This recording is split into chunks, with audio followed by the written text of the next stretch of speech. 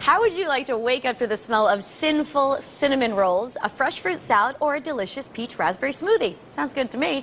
Today, Rebecca Miller Ffrench is joining us, and she's going to show us how to do exactly that.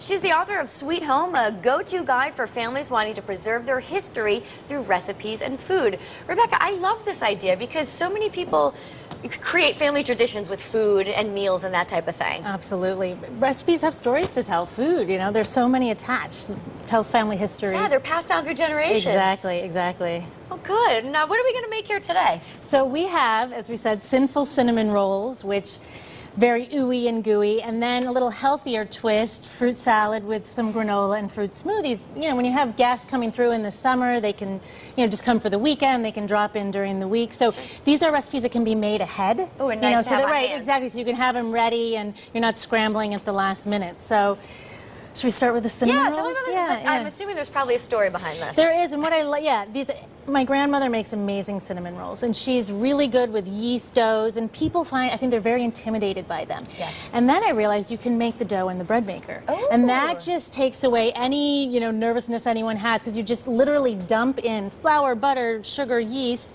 and 2.5 hours later, it comes out. If you don't have a bread maker, I mean, you can get them on eBay, they're very cheap. This one's like 15 years old. You can, I do have the instructions on WTNH or, on my site, Sweet-Home. So you can do that, but let me just show you how easy. When you put those in, look at how gorgeous this dough comes out. It's a perfect, wow. Yeah, it's amazing. And I don't actually bake bread in my dough maker. Well, I call it my dough maker because that's all. It's my dough maker because that's all I make in there. So you have this perfect, and just for time's sake, I already rolled it out. So you just lightly flour your board there, or your counter, and you want to roll it to about a 16 by 24 inch rectangle.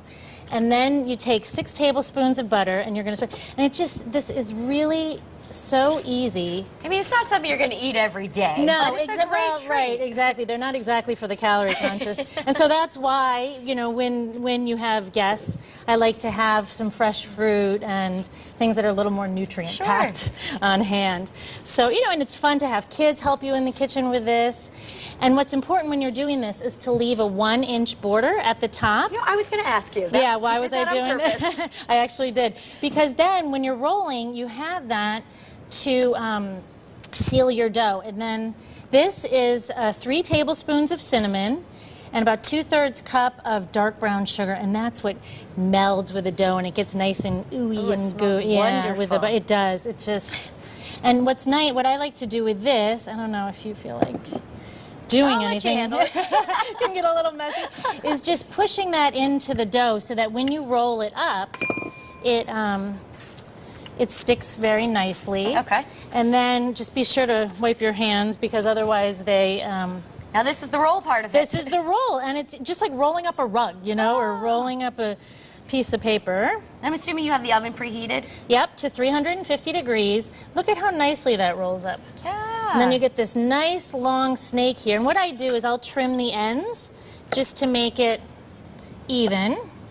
And then just divide it in half, and you're going to get 16 rolls out of this. So if you divide each one in half again, and a half, and I kept saying a half and a half, and my daughter said, Mommy, those are quarters and eighths and 16ths. So oh, she's a smarty pants. She is a little fraction. Does she cook with you often in the kitchen? Yeah, both my daughters do. They're great. And I learned these from my grandmother and just took them a step further with the bread maker. So as you can see, these ones were a little loose. Oh, so you can just roll it tighter, and then you put them in the pan like that. Which you've buttered nicely. I've buttered, and this is an 8-inch square pan, and I used 2 of these. So you just put each one in a corner like this, and fill up your whole pan using these, and then here in the oven. Oh, the made-for-TV version. Yes, exactly, with these very big oven mitts.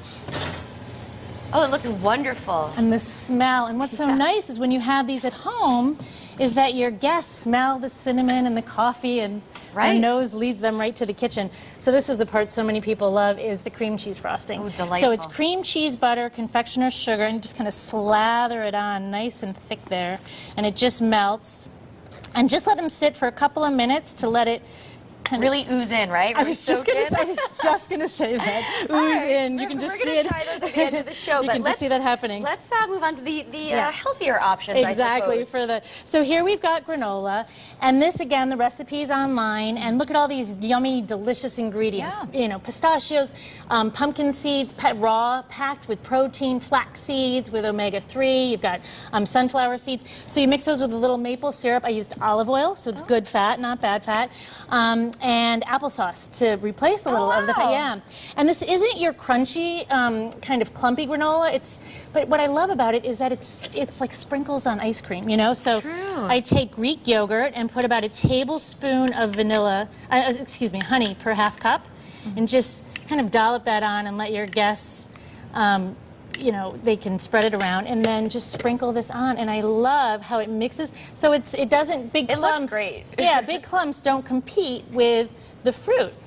And what you can do too is take that same fruit, which is so enticing this time of year, everything's in season, peaches, we have melon and raspberries, is just make smoothies out of them. So here, the recipe online makes smoothies for 6. Okay. And this is smoothies, I'm doing half a recipe, so it's about a cup of each. Usually you'd have about 2 cups of each of the fruits, and a cup and a half of ice, and what...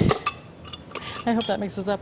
And a quarter cup of coconut milk, which would be a half cup if you're done, instead of the yogurt. It gives it a little bit of a, kind of a nutty, and let that mix. I'm going to put in a half a cup more of the ice. Well, this is just such a great, healthy breakfast. It is, and you know, I think the smoothies can help you feel good about eating the ooey gooey, exactly. Because some people, you know, they are able to, oh, there we go. There it goes. And it's nice, pretty red color. And we like serving them in kind of a decorative glass. Yeah. And that's it. And you can, you know, cut the fruit the night before.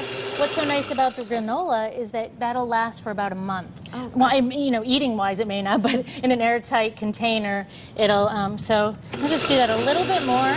Rebecca, where can people find your book?